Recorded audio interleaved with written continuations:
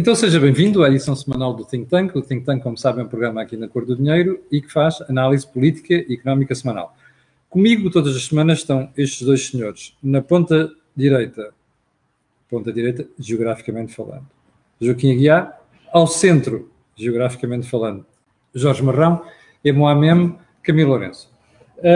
O que é que vamos tratar esta semana? Olha, a entrevista da doutora Elisa Ferreira, em que constatou o espanto por Portugal estar no grupo dos países mais atrasados, apesar de tantos fundos estruturais canalizados para Portugal. Primeiro ponto. Segundo, a bipolarização. Temos aqui mais 2 ou 3 assuntos, mas vamos começar exatamente por aqui e eu vou começar pelo Joaquim Aguiar. Joaquim, espantou o espanto da doutora Elisa Ferreira? Não, o espanto da doutora Elisa Ferreira corresponde à perplexidade do Partido Socialista, a que ela pertence, que ocupa o poder, mas não consegue exercer o poder. Ou seja, o Partido Socialista tem a fórmula ideal para conquistar o poder, mas falta-lhe depois a estratégia para o exercício do poder. Resultado: está a receber fundos da Europa praticamente desde 1986, porque desde que entramos começamos a receber fundos. Inicialmente foram geridos pelo PSD e por Cavaco Silva, mas depois, nestes últimos anos, a seguir à intervenção de emergência dos credores internacionais, passou a ser gerido pelo Partido Socialista desde 2015. Ora, o Partido Socialista aparece nessa altura fazendo uma aliança à esquerda com o programa de rever aquilo que os credores internacionais tinham concebido para Portugal e que estava definido naquilo que se chamou Memorando de Entendimento, que era o programa de ajustamento. Ora, 2015 até agora, apesar de termos continuado a receber fundos, apesar de termos continuado a aumentar a dívida, o que só é possível porque o Banco Central Europeu é condescendente e as regras de disciplina financeira da União Europeia foram congeladas temporariamente por causa da pandemia, mas, tendo continuado a receber os fundos mais a utilizar a dívida, não consegue pôr o país a crescer. Ora, deixa-me só interromper para lhe colocar esta questão. Mas o problema da entrevista resume-se a isso, ou há outra questão, que é nós olharmos para a classe política portuguesa, para o establishment político português, pessoas que passaram pelo governo. A doutora Elisa Ferreira foi ministra 2 vezes, foi deputada, foi eurodeputada, foi vice-governadora do Banco de Portugal, e ela fala como não tendo pertencido ao grupo de pessoas que geriram o país e o dinheiro durante estes 30 anos. Isto não espanta? Não, porque ela faz parte do problema que ela própria diagnostica. Isto é, aquilo que ela diz é factualmente correto. Então, onde é que está a deficiência naquilo que ela diz? Na interpretação do facto. Porque é que o facto existe e acontece? Mais, porque é que o facto se repete. E o que ela ilustra é, agora, com os dinheiros da Europa, vamos ficar na mesma situação em que ficou o rei quando recebia os dinheiros do Brasil. Recebe-se os fundos, mas não se sabe o que é que se há de fazer com eles.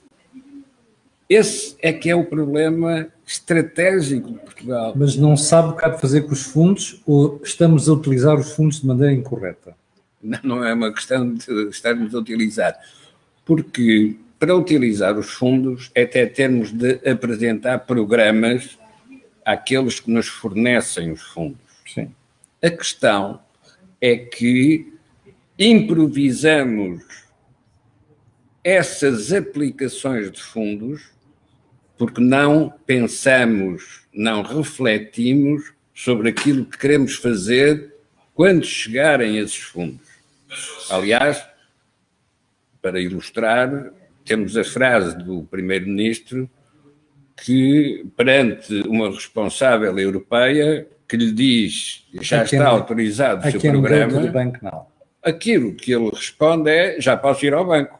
Bom, ora, isto mostra que não se trata de saber o que fazemos depois de ir ao banco.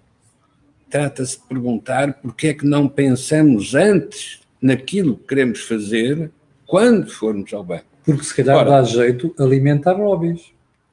Não é alimentar lobbies. Isso acontece sim agora em democracia, como aconteceu no tempo da monarquia, quando vinham os dinheiros da Índia e do Brasil.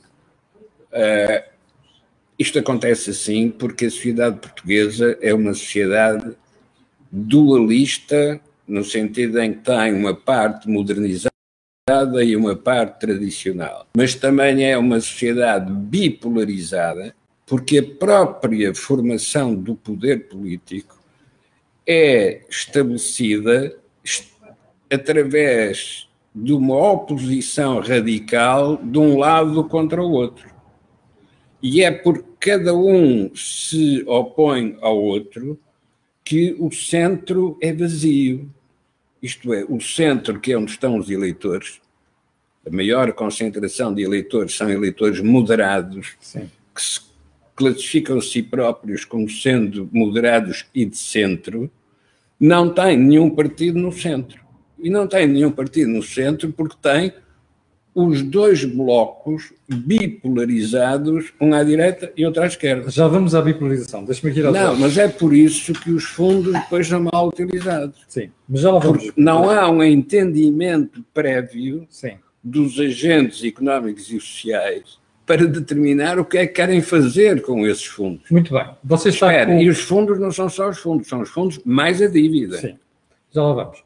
Você está com o Think Tank, no canal Acordo de Dinheiro. Eu quero fazer dois alertas que não fiz aqui há bocadinho. O primeiro é lembrar que o canal tem uma parceria com a Prozis e também lembrar que este programa tem ajuda à produção do grupo Sendis Data, que faz software de gestão de empresas. Agora sim, vou passar ao Jorge. Jorge, ainda a questão da entrevista da doutora Elisa Ferreira. O que é que está mal aqui? Camilo, para quem é católico, cada vez que um pecador se confessa e se converte, nós temos que felicitar. E, portanto, nós temos que felicitar a doutora Elisa Ferreira pelo facto dela, ao fim destes anos todos da sua carreira política, ter chegado à conclusão daquilo que nós todos já tínhamos chegado há alguns anos atrás. É que as políticas públicas que têm sido aplicadas pelos governos do Partido Socialista não têm gerado crescimento económico. O que é interessante se nós contextualizarmos a intervenção da doutora Elisa Ferreira? Primeiro é que o posto de observação dela mudou. Agora está em Bruxelas. Agora está em Bruxelas. E a mudança do posto de observação é muito relevante para o agente político. Ainda bem que tocas nesse ponto. Deixa-me fazer-te esta pergunta. Se ela não estivesse em Bruxelas, era este diagnóstico que ela fazia? Não faria. Pois, o ponto é esse. O tema central é que o agente político defende o interesse da instituição a que está ligado. E, portanto, nunca se diria que... E o problema, um dos problemas da sociedade portuguesa é querermos encontrar culpados nas pessoas e responsabilizar as pessoas quando são as próprias instituições que deveriam proteger as pessoas para elas terem liberdade de dizer aquilo que não podem dizer por facto de estar na instituição. Estou-me agora a relembrar do caso recente do atual do ex-ministro das Finanças, que agora vai para o Banco de Portugal e de repente a legislação laboral já tem uma visão diferente da que tinha quando era ministro das Finanças. Para quem está a ver, não vai perceber o que o Jorge está a dizer, é muito simples. O doutor Mário Centeno fez 2 avisos ao governo. O primeiro foi a questão das moratórias, ao governo e à classe política. E o segundo foi, não se mexa na legislação laboral. Porquê? Porque, como ele diz, são palavras dele, esta recuperação pós-período mais grave da pandemia mostrou que o problema do emprego não é a legislação laboral, porque o mercado de trabalho está a recuperar. Daí esta questão que o Jorge está a colocar. Portanto, eu talvez enquadrasse o tema de uma forma um bocadinho mais ampla para nós percebermos qual é o problema que nós temos na sociedade portuguesa. Temos um problema das pessoas no seu posto de observação e dos seus interesses. Sim. Defendem os interesses da instituição a que estão ligados no momento preciso e quando passam para um patamar de responsabilidade diferente, então começam a pensar de forma diferente. Se nós nos lembrarmos cada vez que o Joaquim aqui fala, e o Joaquim fala nisto no think tank eu diria há vários meses, há que pôr políticas públicas europeias. Porquê? Porque o europeu, quando olha para os países todos, consegue fazer uma comparação de quem está a fazer bem e quem está a fazer mal. É-lhe indiferente qual é o governo. Claro. Se é um governo socialista, se é um governo social-democrata, se é um governo democrata-cristão, se é um governo liberal. Olha e diz, há qualquer coisa que não está a correr bem naquele país. E, portanto, esta é uma primeira lição que nós devíamos tirar. A segunda lição que nós devíamos retirar tem a ver com o facto de nós termos um partido, que é o Partido Socialista, que quer ser, tem como, diria, como na sua genética, a ocupação do poder. E isso tem que levar obrigatoriamente a duas coisas. E que nós percebemos que acontece sempre passado alguns anos, que é, cria uma narrativa no momento em que está no exercício do poder e depois cria uma narrativa que até pode ser diferente depois de ter exercido o poder. Um exemplo em concreto. E não é ser saudosista nem nada de voltar atrás no tempo relativamente à governação de Passos Coelho. Cada vez que o Partido Socialista e a esquerda vêm falar no Passos Coelho, não está preocupado com o Passos Coelho. Está só a ocultar porque é que o Passos Coelho apareceu. Nunca ninguém faz a pergunta porque é que este político apareceu em Portugal. É a teoria do palco e dos projetores. Não, mas porquê que este político apareceu? Este político apareceu em Portugal porque houve um partido que não cumpriu as suas obrigações. O que acontece? Como o Partido Socialista faz a gestão mediática, faz sempre de duas formas. A narrativa do momento para defender aquilo que está a fazer e depois cria narrativas diferentes para defender eu diria, um legado ocultando aquilo que fez de errado. E, portanto, esta é uma outra dimensão. E depois temos que perceber que esta circulação dos políticos de política ativa de ministro, depois de seguida passar a um órgão regulador, Governador do Banco Central. Governador do Banco Central, e depois a seguir passar para a esfera da União Europeia, é óbvio que ganha muita experiência, mas faz uma coisa que é relativamente perigosa para um país. Não se distancia. Eu nunca mais me esqueço do professor António Borges, quando foi para o FMI, a primeira regra, uma das regras que lhe impuseram, que ele me confidenciou, é que nunca poderia olhar para nenhum dossiê relacionado com Portugal. Pois. Nenhum. Porquê? Porque senão a pessoa entra num conflito de interesses.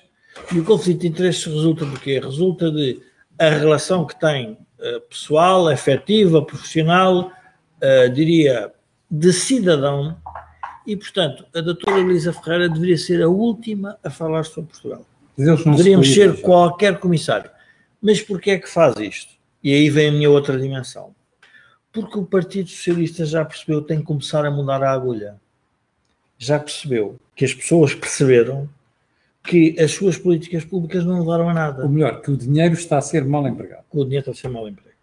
Eu vou recordar, não posso dizer quem é que está aqui na sala connosco, porque nós estamos numa... Estamos numa tertúlia. Estamos numa tertúlia. Daqui há uma pessoa que lembra-se de certeza de eu ter falado muito nisto. Em 2010 eu trouxe a Portugal o professor Robert Barr, que tinha sido candidato a Prémio Nobel. E acabou por ser Prémio Nobel.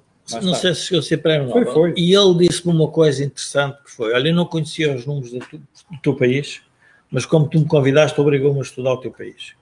E há uma coisa que eu te vou dizer. Investimento. Ele disse, vocês investem tanto como os outros países. A pergunta é, e porquê é que não crescem? Porque investem mal. Então temos que fazer outra pergunta. E porquê é que nós investimos mal? A tese dele é que nós investimos mal porque nós, obviamente, entre aspas, embebedamos com os fundos europeus. Ou seja, nós fomos ao peditório, pagámos no dinheiro, aplicámo-lo, mas nunca se fez a pergunta, isto é reprodutivo? Aliás, ele dizia com piada que o PIB de desenvolvimento social em Portugal é maior que o PIB real da economia. Pois. E dava um exemplo interessante nos Açores. E, obviamente, isto sem ofensa para os espectadores dos Açores, para os açorianos. Os Açores têm infraestruturas públicas que são muito superiores à capacidade daquela economia pagar. À riqueza. À riqueza gerada. Pode-se dizer, mas isso então o que é que significa? Que são os portugueses do continente a distribuir para os Açores. Mas não é isso que está a passar. Nós estamos a assistir os cidadãos europeus estão a transferir para Portugal e em Portugal, em vez de pegar no dinheiro e reproduzi-lo de forma crescente, mantém a dependência. Ora, a pergunta é, para que é que eu vou receber fundos para manter a dependência?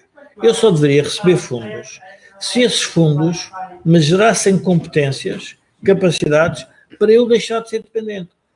Ora, o que é que acontece? A classe política vive disto. Dívida, impostos, fundos europeus. Estas três vertentes matam a decisão política. O Jorge está a dizer, aliás, antes de mais, antes de ir ao Jorge e ao Joaquim, Paulo Craveiro diz assim, não me parece que Centeno esteja a avisar o governo. O Costa pediu-lhe isto para encostar PCP e BE à parede. João Paulo, eu escrevi isto no artigo do Jornal de Negócios de ontem. Portanto, essa tese que você está a dizer, eu acho que tem uma certa razão. Está no meu artigo do Jornal de Negócios de ontem. Joaquim, o Jorge acabou de dizer que o Partido Socialista percebeu qual é o problema e que quem está lá fora descobriu que nós estamos a utilizar mal fundos. Então, porquê é que a doutora Elisa Ferreira, na mesma entrevista, diz assim, não, precisamos ainda de fazer a infraestrutura, o que falta fazer, que é para depois irmos lutar por níveis mais altos de competitividade. Isto é de quem não percebeu nada do problema. Camilo, a doutora Elisa Ferreira hoje é responsável na Europa pela entrega desses fundos. E pela coesão, sim. Na imagem do banco do António Costa, ela é a caixa do banco. E, portanto, tem de ter a certeza que está dentro do contrato que o cliente estabeleceu com o banco receber aquele dinheiro. Uhum. E por isso é que ela fala sobre Portugal, porque ela está a entregar dinheiro a Portugal. Agora, não foi eu não estava a dizer que ela não devia falar, talvez disse coibir de falar. Quando o Camilo diz que o Dr. António Costa descobriu, não. Quem descobriu foi o Presidente da República, que acabou de anunciar ontem ou hoje que será nas eleições de 2023 que se vai julgar, que os portugueses terão a oportunidade de julgar o modo como foram utilizados estes recursos vindos da Europa. Isso significa o quê, Joaquim? É um aviso ao governo?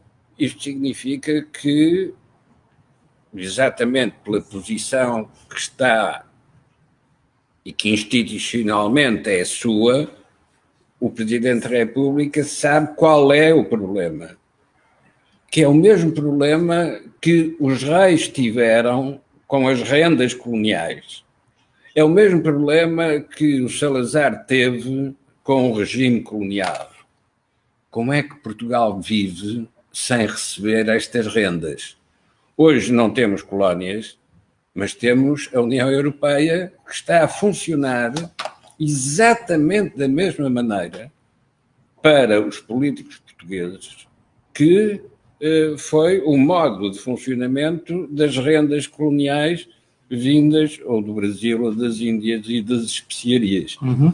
Portanto, o vício da sociedade portuguesa é o vício do mata-borrão que absorve as pingas de tinta. Tudo o que lá se puser, o mata-borrão absorve.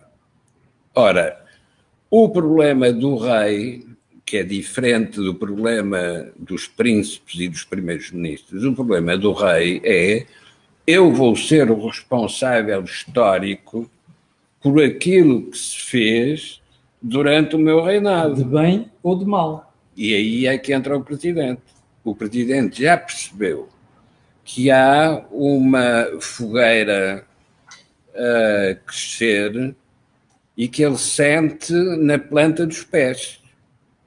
E sente que está a começar a queimar.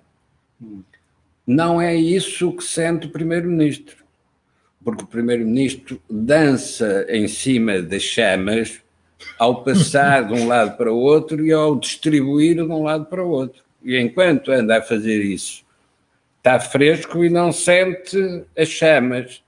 O presidente que está parado no pico da pirâmide, então esse sente o que é que está a acontecer. Não é novo na história portuguesa, é uma repetição, mas que tem na sua origem, e é essa origem que tem de ser corrigida, tem na sua origem o modo como a sociedade portuguesa se relaciona com o poder. Como se relaciona com o poder de mão estendida, quando deixa de receber, destrói aqueles que desiludem, deixam de cumprir as suas promessas. Esse é o problema que a pandemia agravou na sociedade portuguesa e na economia portuguesa. Eu continuo convencido que quer os cidadãos, quer os agentes económicos e, sobretudo, os agentes políticos, ainda não fizeram o diagnóstico exato do que é que esta crise sanitária está a provocar na economia. Porque não é só o que se deixa de vender ou o que se deixa de produzir. Estão a ser destruídas as rotinas da sociedade industrial. As rotinas dos horários, as rotinas do funcionamento nos escritórios e nos serviços. Para retomar essas rotinas, vai-se descobrir que não se pode repetir o que se sabia e que se fazia. É preciso mudar as estruturas organizativas. Joaquim, vou aproveitar essa deixa da questão que o Joaquim está a colocar para dar conta de um evento que houve hoje em Lisboa. Foi o lançamento do Business Roundtable Portugal, que é uma nova associação empresarial. E eu ouvi da boca de certos empresários que lá estavam presentes, e não vou dizer aqui os nomes, exatamente este problema que o Joaquim está a referenciar, que é a destruição de alguns dos circuitos que mantinham a economia a funcionar. Um deles é a parte laboral. Há setores da economia neste momento que estão sem mão de obra. Joaquim, pegando no Business Roundtable e mudando um bocadinho o curso da conversa, faz sentido termos mais uma associação empresarial em Portugal? Não, em Portugal, tudo o que forem associações fazem sentido, sejam empresariais, sejam sindicais, sejam culturais, porque Portugal é uma sociedade que sempre que se refugia na individualização agrava a sua dependência do Estado. Exatamente porque é uma sociedade de pessoas de mão estendida. E isso leva-me a outra questão, que é: esta associação vai ser capaz de ser diferente das outras associações empresariais que já existem? E eu digo porquê. Porque as outras parecem muitas vezes estar de mão dada com o poder. Camilo, vamos tentar evitar sermos injustos. Okay. As associações são constituídas em determinados contextos. Por exemplo, aquilo que temos como Confederação da Indústria Portuguesa, ou CIP, nasceu das mudanças a seguir à mudança de regime. Sim. E aquilo que no regime anterior era a Câmara Corporativa, a seguir, com a democracia, com a sindicalização, era preciso ter uma configuração completamente diferente. Um dos problemas nas novas associações empresariais a seguir à mudança de regime é que as grandes empresas tinham desaparecido por efeito das nacionalizações. E, portanto, a partir daí, essas associações empresariais da mudança de regime tinham uma lacuna, que é, não tinham grandes empresas, nem grandes empresários. Esta nova estrutura associativa tem como diferença essencial em relação ao que já existia o facto de ser constituída por empresários de média dimensão. Não voltaram a ser os empresários de dimensão significativa como eram antes das nacionalizações.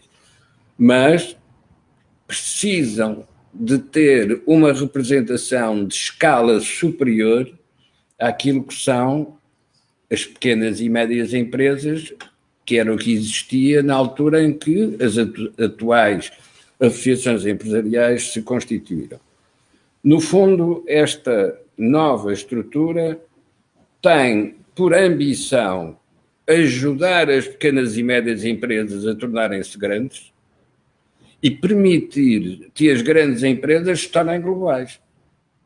Portanto, é mais do que representação de interesses, é criação de estratégias de promoção de crescimento, quer nas pequenas e médias empresas, quer nas grandes empresas. E, portanto, não pode ficar na sua atividade presa aos condicionalismos de um poder político que não consegue modernizar a economia portuguesa, nem fazer crescer a economia portuguesa. Será, no fundo, um representante interno daquilo que são as preocupações das instituições europeias sobre a incapacidade portuguesa de se modernizar e de crescer.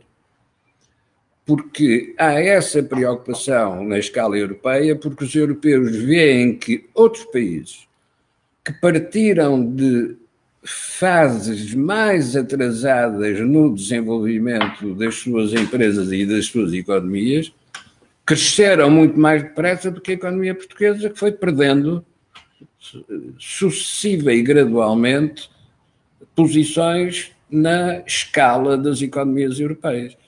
Ora, isto tem de ser corrigido, tem de ser contrariado.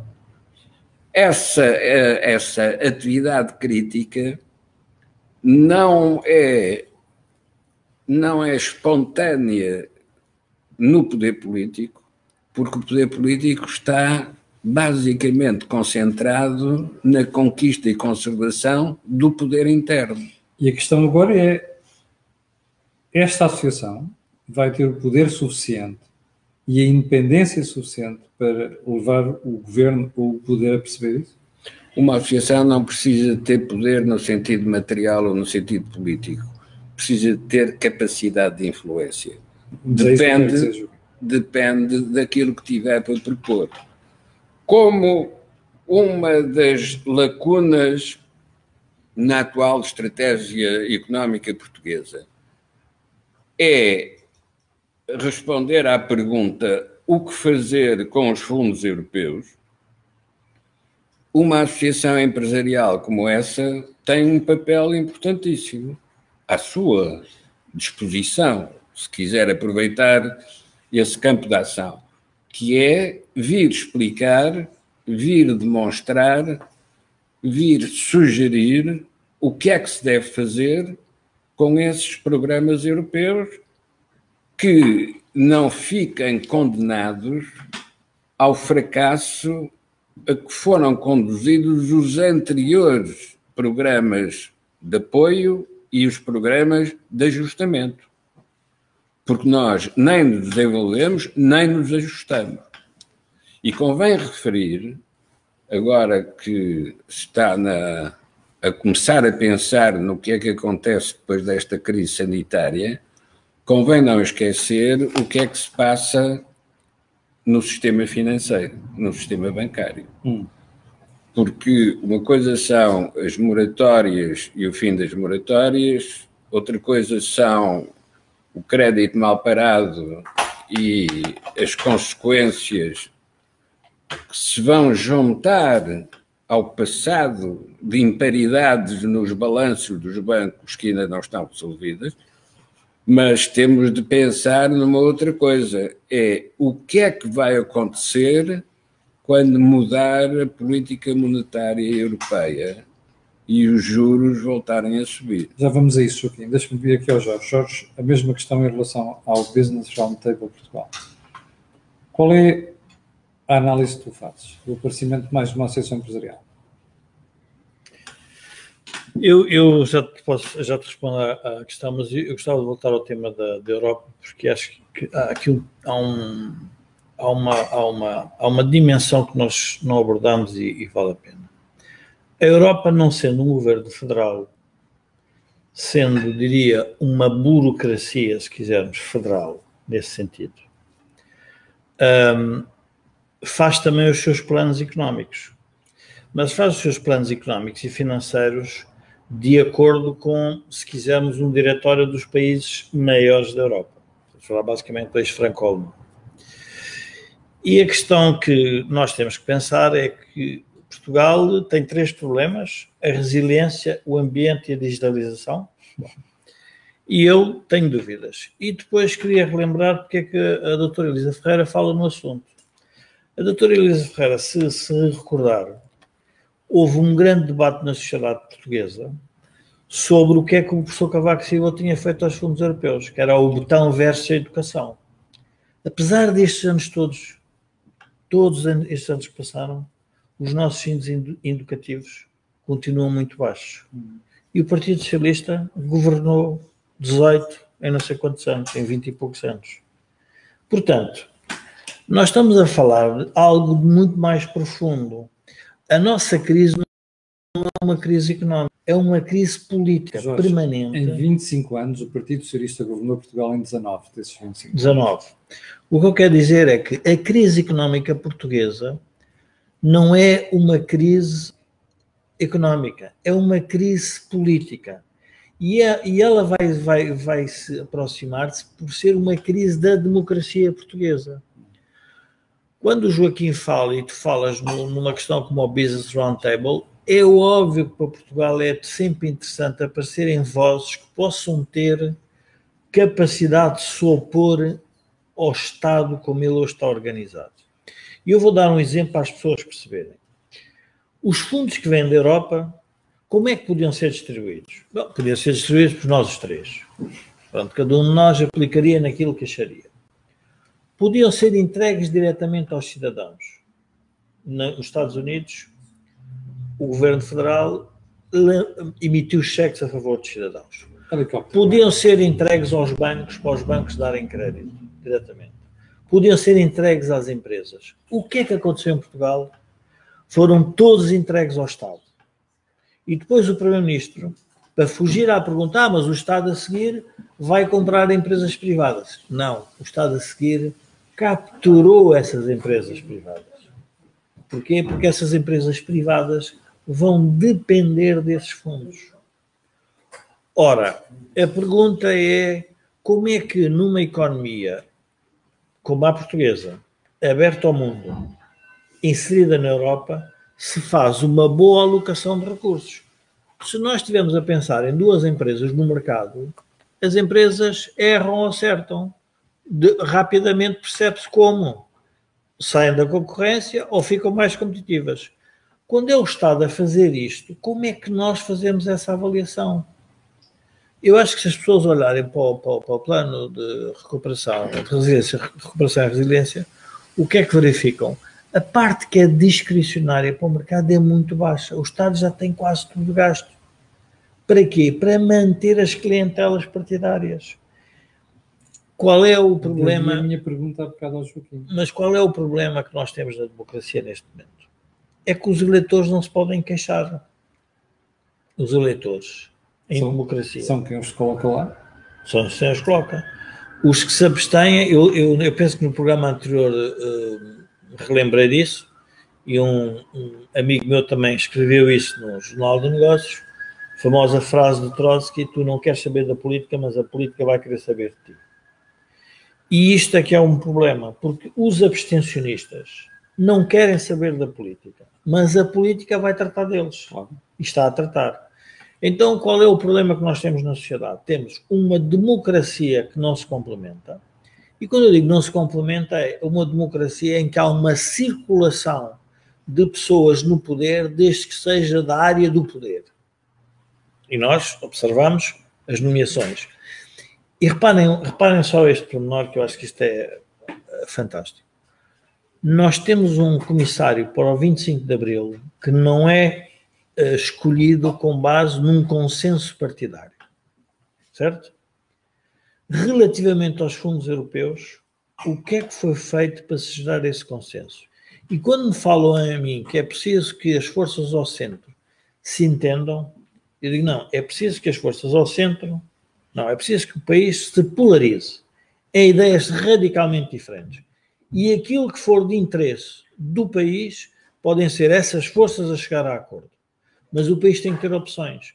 Ora, não pode ser a opção de um país dar sempre o benefício da dúvida a um partido que a única coisa que tem estado a fazer é permitir que a doutora Elisa Ferreira se dê ao luxo de, quando está no Ministério, diz que o país está a ser bem governado e quando vai para a Europa diz que o país foi mal governado e os fundos foram mal aplicados.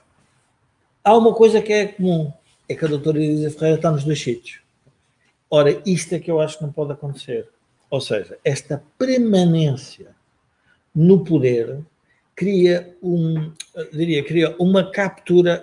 O exemplo que eu há pouco estava a dar é, vocês vejam que é 50 mil milhões distribuídos pelo Estado. Vocês vejam as clientelas que se vão organizar. Vejam que tipo de projetos é que o país deve lançar. Nós agora, os jornais, eu proponho aos espectadores do Think Tank que comecem a ler agora, a partir de agora, que o cheque pode ser passado, o lobby que se vai aparecer. Vai ser fantástico. É preciso isto, é preciso aquilo. O país está deficiente nisto, o país está deficiente naquilo. Vai ser uma fila à porta do banco. Vai ser o quê? É que o problema é que o drama disto é que temos que ir todos ao mesmo guichê. Nós não temos alternativa. E, portanto, quando os empresários decidem fazer, por sua livre iniciativa, algo que, ainda que tenha uma ligação com o poder político, que é a influência, que é relevante, ou seja, o que eu digo é, não há nenhum país do mundo em que não haja uma confluência de interesses entre a política, a economia e, se quisermos, a banca. Em que têm que se entender para que é que estão a fazer ali, para a melhoria da vida das pessoas. E, portanto, essa relação tem que existir. O Partido Comunista e a esquerda radical demonizou as grandes empresas, sempre. E a pergunta é, no mundo global faz sentido nós não termos grandes empresas? Não. Pronto. Mas se vemos os discursos desde abril o que é preciso tratar é das PMEs. Porquê? Porque as PMEs representam não sei quanto por cento do emprego. Mas esquecem-se que as PMEs estão a ser puxadas pelas grandes empresas dos outros países. Quando nós falamos em PMEs, às vezes pergunto, mas a PME trabalha para quem? Está a trabalhar para uma grande empresa de outro país. Então a pergunta é, porquê é que não a trabalhar para uma grande empresa nacional? Exato. Porque o capital português não é bom. Não, o capital português, sendo independente, pode se opor ao tal guichê estatal e diz, eu não vou precisar dessa benesse. E, portanto, o que vai ser difícil fazer, eu acho que uma associação como essa, que é obviamente de levar e de aprovar, o que vai ser difícil de fazer é fazer com que a configuração política que sustenta o governo, que demoniza as grandes empresas, o exemplo acabado disto é a força que dão ao inquérito do Novo Banco, no caso do BES. E os insultos às ADPs, às Altices, às Val, isso não interessa. Ser grande é para abater. Sim. A única coisa que o político não abate é nem o Benfica, nem o Sporting, nem o Porto. Tem medo. Pronto, é a única. De resto, tudo o que é... Isso aí até gostariam que o Benfica fosse, eu que sou benfiquista, que fosse o campeão do mundo e que os 11 jogadores da seleção até podiam ser benfiquistas. Era um monopólio total e já ninguém se importaria. E até pode ser uma atividade privada. Vocês estão a perceber bem. Ainda nunca ninguém discutiu porque é que o futebol, a TAP é estratégico e o futebol não é estratégico. Por qualquer dia ainda vamos ter um ministro a dizer que é preciso também tomar conta de um clube de futebol para regular o futebol. Só já nos falta isso. Mas onde é que eu queria chegar? Eu queria voltar ao tema das grandes empresas, que é a necessidade. Nós temos aqui dois temas importantes. Um é uma transição geracional sucessória nos grupos económicos, o que é sempre interessante ver, terem capacidade de fazer essa mudança e saberem que se vão aproximar. Agora, qual é a dificuldade que eu vejo? É que a racionalidade que existia no tempo de Salazar. Vou fazer já aqui uma declaração para não ver. Eu não estou a fazer nenhum endorsement, nem nenhum apoio ao Dr. Salazar. Fica claro. Estou a dizer, a racionalidade de um ditador é que ele era responsável por tudo. A racionalidade da democracia, como dizia há pouco o Joaquim, é que quem são responsáveis são os eleitores. Mas é importante que haja uma racionalidade política agregada a uma racionalidade económica. Sim. E por isso as entidades têm que comunicar. E essa comunicação não pode ser promíscua, porque se depois começar a detectar que aquilo é uma forma de influenciar e de, se quisermos, eliminar as vantagens, se quisermos, de um elemento na sociedade mais concorrencial, aí nós vamos ter um problema. Julgo que não é o caso, olhando para as empresas que estão presentes, não é o caso, são empresas que estão muito para o mercado externo, portanto, são empresas que precisam de se abrir mais ao mercado, precisam de ter mais capacidade de atrair capital, mais capacidade de atrair dívida, precisam de reter mais pessoas e precisam de ter capacidade de expandir.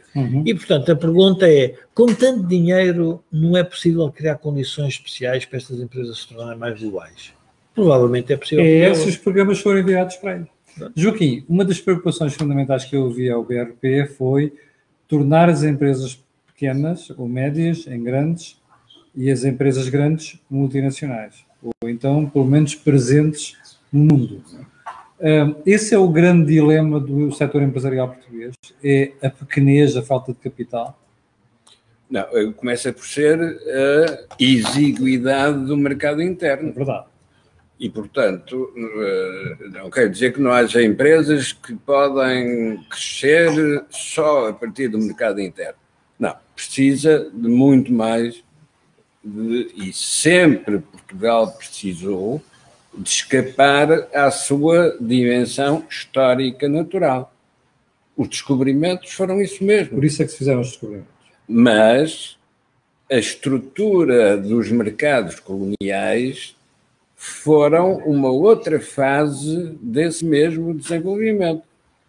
A vinda de matérias-primas da África para as indústrias portuguesas foi uma das questões essenciais. Aliás, lembro-me, uma das minhas primeiras experiências com consultores internacionais, quando veio cá uma equipa especializada da McKinsey para estudar a CNN, a Companhia Nacional de Navegação, isto em 1974. E em 2 dias concluíram que não havia nenhuma hipótese de salvar a CNN porque o monopólio do transporte de mercadorias para as colónias ia desaparecer com a descolonização. E, portanto, a CNN desaparecia por definição. Ora, enquanto os responsáveis nacionais pela Companhia Nacional de Navegação procuravam encontrar uma solução para esta emergência, os técnicos americanos não tiveram dúvida nenhuma, isto acabou. Ora, é esta percepção da mudança de fases que nos deve alertar para uma outra pergunta anterior. Mas não é preciso essa dimensão externa? Nós percebemos porque é que aquela que havia desapareceu, mas a necessidade continua a ser a mesma e, portanto, precisamos de transferir isto para uma outra estratégia. O que é que foi a escolha portuguesa? A outra estratégia foi a União Europeia. Foi a integração no mercado comum.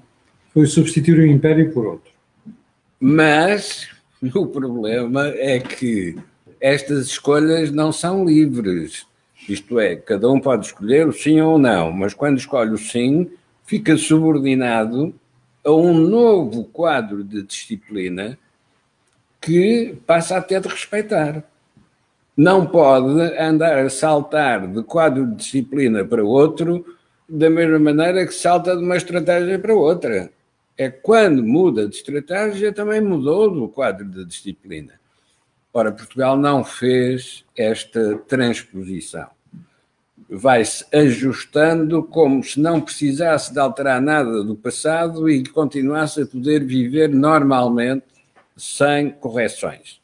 Volto a dizer, esta crise sanitária vai nos obrigar a fazer alterações de estratégia e de quadros de disciplina. O que é que vai ser a reação dos partidos políticos a esse novo desafio? Vão assumir que é preciso recomeçar tudo, a começar pela própria Constituição, ou, pelo contrário, vão optar por ajustamentos sucessivos? Historicamente, Portugal sempre escolheu os ajustamentos sucessivos.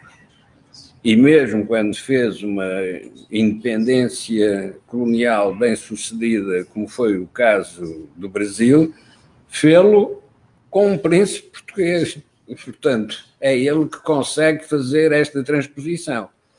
Mas, quando se tratou da venda dos bens da Igreja, que foram as nacionalizações do século XIX, quando se tratou da venda dos bens da Igreja, a questão de fundo era, mas quais são as entidades empresariais que podem utilizar este capital acumulado para desenvolver?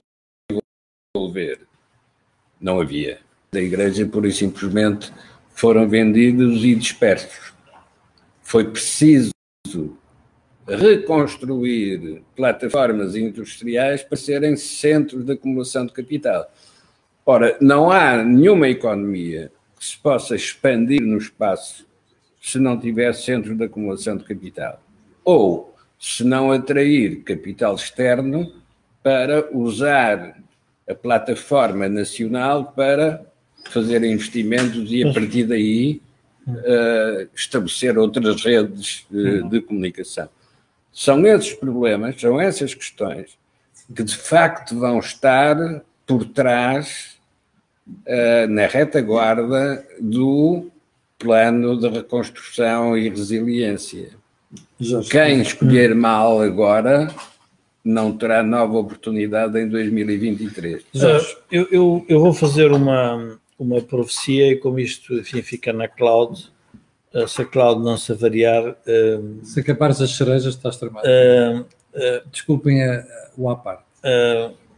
Se a cloud não avariar, isto fica uma profecia. Porquê é que estes fundos não vão dar resultado? Estás a falar do PRR. Porquê é que os fundos não vão dar resultado? Façamos uma comparação de há pouco tempo. Nós tivemos uma missão do FMI, da Comissão Europeia e do Banco Central Europeu, que andou há algum tempo a discutir com o governo português da altura, do engenheiro José Sócrates, e fez um memorando, que era o memorando da Troika, sobre as reformas que a sociedade portuguesa precisava. E a introdução foi de tal forma violenta que as forças instaladas reagiram contra esse memorando. Agora vejam este memorando que é feito por um engenheiro, o engenheiro Costa e Silva, é posto à discussão pública, com tudo veiculado da forma mais, conveniente possível. Com 15 dias de discussão pública. Com 15 dias de discussão pública. Deixa-me só relatar às pessoas. Espanha, que tem um governo de esquerda e que está a cometer erros todos os dias, começou a discutir isto com as grandes empresas em setembro do ano passado. Percebeu bem? Em setembro do ano passado. Pronto. Nós entramos na primavera com 15 dias de discussão pública. É a diferença entre nós e os espanhóis. Há mais diferença entre nós e os espanhóis, mas vamos admitir que essa é favorável à Espanha. Há outras em que nós somos melhor que os espanhóis. Claro, mas aqui... e aí é a minha Portugalidade a vir ao de cima. O que eu quero dizer é que, como é que é possível nós temos 78 mil milhões em que tem estas instituições que levaram tempo a pensar, fizeram um memorando, discutido ao pormenor, nós fazemos um plano destes e temos um primeiro-ministro, e esta é a parte que é mais interessante para a política portuguesa. O primeiro-ministro vai ser dono de uma canalização, que é a canalização do dinheiro. Ele só está preocupado em ter a porta para abrir o dinheiro. Mas vai dar o dinheiro a quem? Pois. Com base em que critérios? E a pergunta é, são critérios políticos, são critérios de natureza económica, são critérios de natureza social? Não, vão dizer, são critérios de natureza ambiental e digital. Portanto, tudo serve. Não, o problema vai ser que nós não vamos ter escrutínio, como não tivemos o programa da Troika, e eu não estou a dizer que a Troika fez tudo bem, fez muitas coisas erradas, é bom que as pessoas da área de esquerda se recordem que nós hoje temos as contas públicas, percebemos que as contas públicas tinham de estar certas para ter crédito, acho que a esquerda pelo menos já entendeu isso, ainda que finja que não, e tem outra coisa, a nossa dívida externa, a nossa déficit comercial foi alterado pelas políticas que foram introduzidas para a Troika. Ora, o que é que acontece? A pergunta é, que políticas é que o Partido Socialista apresentou ao país para aplicar aquele dinheiro? Zero. Só está preocupado é como é que eu vou distribuir. A canalização. A canalização. Eu sou dono da canalização, portanto agora os senhores, faz favor, ponham-se ali à porta e, obviamente, quem tiver o telefone do Primeiro-Ministro tem vantagem. E ter o telefone do Primeiro-Ministro aqui, qual é a vantagem? A vantagem é que realmente o Primeiro-Ministro tem que tomar decisões com base em múltiplas fontes de informação. Mas a pergunta é, e essa fonte de informação que lhe chega é a mais saudável para a sociedade portuguesa? E provavelmente não é. Porquê? Porque se instalaram outra vez. Por isso é que quando esta associação aparece, a Associação Business Roundtable que o Joaquim está a falar, é importante porquê? Porque é um elemento perturbador. É um elemento perturbador. Aliás, e aqui o Joaquim temos que fazer também, já agora podemos fazer a nossa publicidade, como o MEL. O MEL também foi um elemento perturbador, porque fizeram o propósito para perturbar a política à direita. Não era para perturbar a política à esquerda. Mas já percebemos que preocupamos as pessoas da esquerda, o que é uma grande ideia. Portanto, quando aparecem estas instituições e estes movimentos que perturbam o regime instalado, isto é muito útil. Já sabem que a seguir vão só se dedicar a tentar derrubar. Vamos ver as reações relativamente ao Business Roundtable. Eu estou curioso para ver da classe política. Eu também quero, e acho que era um bom think tank a gente discutir isso para a semana, que é o que é que a classe política, como é que a classe política olhou para as grandes empresas se unirem para quererem dizer que querem ser globais. Um espectador já escrevia aqui, cuidado que vocês vão criar a DTT e o Sócrates outra vez. Não é bem assim. O dono disto tudo. O dono disto tudo não é bem assim. O que eu quero dizer é, cuidado porque a ligação entre a política e o poder económico faz parte da vida da democracia. Não é nenhum crime que isso aconteça. O que nós não podemos ter é favorecimento de uns em detrimento de outros. Isso aí, obviamente, não faz parte, eu diria, do regime de liberdade económica. Mas a necessidade de dialogar é importante. E, portanto, eu julgo que, enfim, também para não me alongar mais, penso que a gente também já está... Sim, estamos em cima da hora. Sobre isto que o Jorge acabou de dizer, queria só acrescentar um pequeno pormenor. As pessoas de bem pagam os serviços que lhes são prestados. Sim. O problema é se a política é feita por quem se oferece para prestar serviços. Quem se mercadeja. Exatamente. O termo não é nosso, o termo é de Juiz e Rosa. Foi o think tank desta semana, como viu, variedíssimos assuntos, mas todos eles de atualidade e, sobretudo, questões pendentes. O fugaceiro Alberto Tavares, que nos vê todas as semanas e que tem a amabilidade de comentar, já nos convidou para ir a Santa Maria da Feira várias vezes, que ele nos oferece fogaças. Pois Alberto Tavares, esta semana veio a Santa Maria da Feira moderar o Biso Feira na sexta-feira. Terei todo o gosto em comer uma fogaça consigo. E chegámos ao final do programa de hoje. Quero só lembrar que este canal tem uma parceria com o Prozis, que este programa tem ajuda à produção do grupo Sendis Alidata, e quero dizer que nós, na próxima semana, à terça-feira, aqui estaremos. Quanto eu e você, já sabe, amanhã de manhã às 8, estarei aqui para lhe atazanar o juízo. E agora vamos continuar a nossa tertúlia. Muito obrigado aos 1.500 pessoas que estão a ver, e estas pessoas e outras que vão ver. Eu quero pedir, desculpe, uma piada aqui do grupo que está connosco, quero pedir aquilo que peço sempre, que é colocarem um gosto e fazerem partilha nas redes sociais, e sabe porquê? Aquilo que você ouve aqui, não ouve em mais sítio nenhum. Obrigado, com licença, e até amanhã às 8 da manhã.